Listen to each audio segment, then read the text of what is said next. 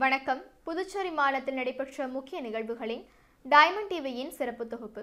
காரைக்கால் மாவட்ட நிர்வாகம் சார்பில் 2024ஆம் ஆண்டு டிசம்பர் மாதம் 19ஆம் தேதியிலிருந்து 25ஆம் தேதி வரை நல்லாட்சி வாரத்தை சிறப்பாக கொண்டாடப்பட உள்ளது.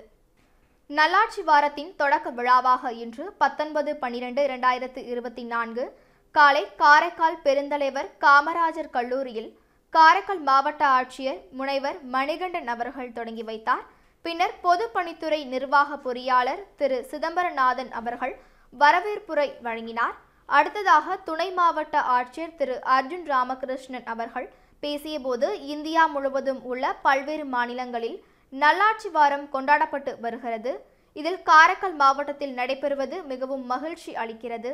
மேலும் இந்நிகழ்ச்சியில் முக்கிய நோக்கமாக கருதப்படுவது மாவட்டத்தின் நிர்வாகம் மற்றும் செயல்பாடுகள் கடைக்கோடி மக்களை சென்றடைவது ஆகும்.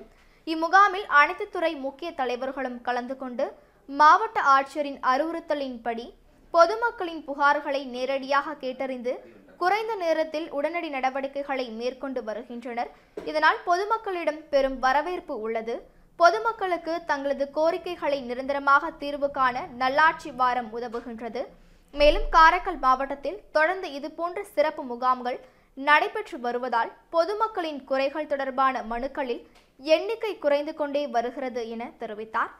பின்னர் முதன்மை கல்வி அதிகாரி திருமதி விஜயமோகனா அவர்கள் மாணவர்களுக்கு டிஜிலாக்கரின் சிறப்பு, பொருளாதார சேமிப்பு, உடல் ஆரோக்கியம், சுகாதாரம், சுற்றுச்சூழல் பாதுகாப்பு போன்ற கருத்துக்களை மாணவர்களுக்கு அறிவுறுத்தினார். இறுதியாக காரைக்கால் மாவட்ட ஆட்சியர் முனைவர் மணிகண்டன் அவர்கள் வாழ்த்துரை வழங்கினார்.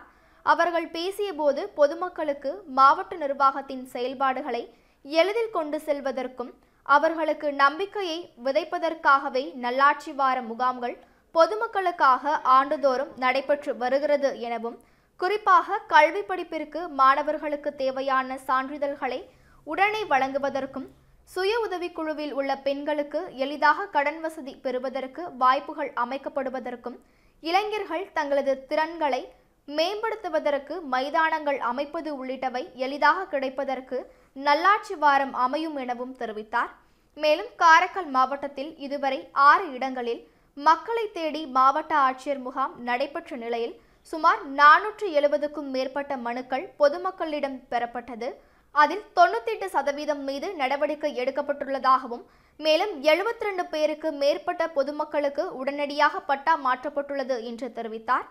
அனைத்து அரசு துறைகளில் 50% பணியாளர்களை வைத்துக்கொண்டு 24 மணி நேரமும் மக்களின் நலன் மற்றும் எதிர்காலத்தை கருத்தில் கொண்டு வெற்றிகரமாக சேவை ஆற்றி வருகின்றனர். மேலும் சமூக நலன் துறையில் பணியாற்றும் 8 நபர்கள்தான் சுமார் 8 கோடி ரூபாய் மதிப்புள்ள நலத்திட்டங்களை பொதுமக்கள் பெறுவதற்கு உதவி புரிந்து வருகின்றனர்.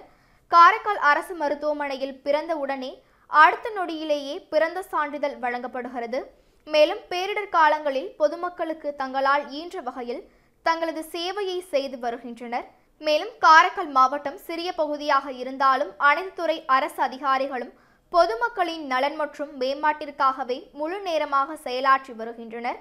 ஆகவே பொதுமக்களும் மாவட்ட நிர்வாகத்திற்கு ஒத்துழைத்து மாவட்ட நிர்வாகம் சார்பில் நடத்தப்படும் இதுபோன்ற முகாம்களில் பொதுமக்கள் அனைவரும் கலந்து கொண்டு பயன்பெறுமாறு மாவட்ட ஆட்சியர் அவர்கள் கேட்டுக்கொண்டார். பொதுமக்கள் அனைவரும் கண்டிப்பாக தலைக்கவசம் அணிய வேண்டும். தலைக்கவசம் அணிவதால் பல்வேறு விபத்துகளில் இருந்து பாதுகாக்கிறது எனவும், மேலும் நெகிழி பயன்பாட்டை குறைக்க அரசு அதிகாரிகள் அனைவரும் தங்களது நெகிழி பேனாக்களை பயன்படுத்துவதை நிறுத்திவிட்டு மை பேனாக்களை பயன்படுத்த இன்றே கடைபிடிக்குமாறு மாவட்ட ஆட்சியர் அவர்கள் கேட்டுக்கொண்டார். இவ்விழாவில் அனைத்து துறை அதிகாரிகளும், மாணவர்களும், ஆசிரியர்களும், பொதுமக்களும் கலந்து கொண்டனர். அவங்க அந்த தூய்மை பணியாளர்களை வச்சுக்கிட்டு அவங்க எல்லாரும் வேலை வாங்கும் பொழுது அந்த தூய்மை பணியாளர்கள் கண்ணீர் விட்டு சொன்ன கதைகள் இருக்கு. அந்த கண்ணீருக்கு இவங்க காரணம் இல்லை, பொதுமக்களாகிய நாம் தான் காரணம். என்ன சொல்றாங்க? மனித கழிவுகளை கூட மேல இருந்து தூக்கி எறிகிறாங்க சார். நாங்கள் என்ன சார் பாவம் பண்ணோம்? அது ஒரு கம்பியில் பட்டு எங்கள் மேலே தெரிக்குது சார். கீழேருந்து வந்து கூட கொடுத்தாலும் நாங்கள் வாங்கிடுவோம். அது சொல்கிறாங்க பாருங்க, அவங்க மேலேருந்து எரியிறாங்க சார்.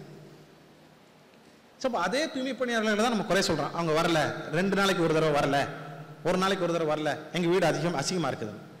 ஆனால் அதே தூய்மை பணியாளர்கள் நம்மளை போன்ற சக மனிதர்கள். இன்னைக்கு அத்தனை பெண்கள் வந்திருக்கிறீங்க, அத்தனை படிக்கிற நியூ ஜெனரேஷன் எல்லாம் வந்திருக்கிறீங்க. நாளைக்கு உங்களுக்கு யார் தாசில்தார், அவர் எப்படிப்பட்டவராக இருப்பார், எப்படிப்பட்டவர் டெப்டி கலெக்டருங்கிறது உங்களுக்கு தெரிஞ்சுக்கணும். ஒரு சாதாரண ஒரு குடும்பத்திலேருந்து வந்தவர் தான் ஒரு டெப்டி கலெக்டராக இருக்கிறாரு, அவர்கிட்ட நம்ம பேசலாம் அப்படிங்கிறது தெரியணும்.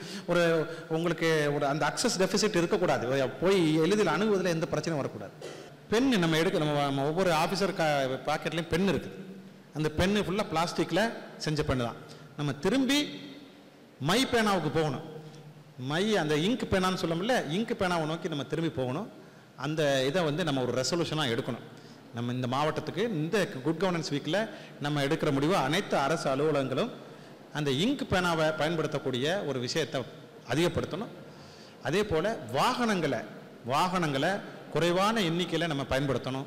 முடிஞ்ச மட்டுக்கும் சைக்கிள் அல்லது நடந்து போவதை என்கரேஜ் பண்ணணும். இதெல்லாம் இந்த குட் கவர்னன்ஸ் வீக் மூலமாக நம்ம எடுத்துக்கொள்ளக்கூடிய ஒரு ரெசல்யூஷனாக வச்சு ஒவ்வொரு அலுவலகமும் மின்சார பயன்பாட்டை குறைக்கிறதா இருக்கட்டும், டீசல் பயன்பாட்டை குறைக்கிறதா இருக்கட்டும், இதெல்லாம் ஒவ்வொரு அலுவலகமும் ஒரு டார்கெட் வச்சு வரக்கூடிய வாரத்தில் நீங்கள் குறைச்சி கொடுக்கணும். அதுதான் நம்ம திரும்பி அரசாங்கத்துக்கு செய்யக்கூடிய ஒரு பிரதிபலனாக இருக்கும்.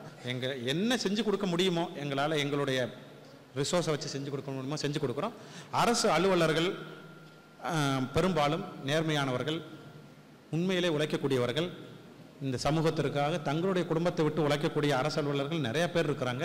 தங்களுடைய குடும்பத்தை மறந்து, தங்களுடைய பிள்ளைகளுடைய கல்வி மற்ற விஷயங்கள் எல்லாம் மறந்து அர்ப்பணிப்பு உணர்வோடு பணியாற்றக்கூடிய நிறைய அரசு அலுவலர்கள் இருக்கிறாங்க. அவங்களுக்கெல்லாம் நீங்கள் கொடுக்கக்கூடிய அந்த ஒரு உத்வேகம், பாராட்டு, சார் நீங்கள் நல்லா பண்ணுறீங்க அப்படிங்கிற சொல்லக்கூடிய அந்த வார்த்தை, அதுதான் உங்களுக்கு பெரிய சர்டிஃபிகேட். அதை நீங்கள் தொடர்ந்து உங்களுக்கு வாய்ப்பு கிடைக்கும் போது சொல்லணும். ஒரு சாதாரண தூய்மை பணியாளர் உங்கள் வீட்டுக்கு க்ளீன் பண்ணிக்கிட்டு இருந்தாருன்னா, உங்கள் ஏரியாவில் க்ளீன் பண்ணாங்கன்னா, ரொம்ப நன்றிம்மா, அருமையாக பண்ணிட்டீங்க, ரொம்ப சந்தோஷம் அப்படின்னு சொல்லிட்டு கொடுக்கணும். அவங்களுக்கு தண்ணி கொடுக்கணும், அவங்க முடிஞ்சால் அவங்கள நிழலில் உட்கார வைக்கணும், அவங்கள ஒதுக்கி வைக்கக்கூடாது. இது மாதிரியான சின்ன சின்ன விஷயங்களை நீங்கள் பண்ணும் பொழுது இந்த மாவட்டத்துக்கு கூடுதல் நற்பேர் கிடைக்கும். நிறைய அவார்டு வாங்கியிருக்கிறோம் நம்ம மாவட்டத்தில். மத்திய அரசே நிறைய அவார்டு கொடுத்துருக்குறாங்க.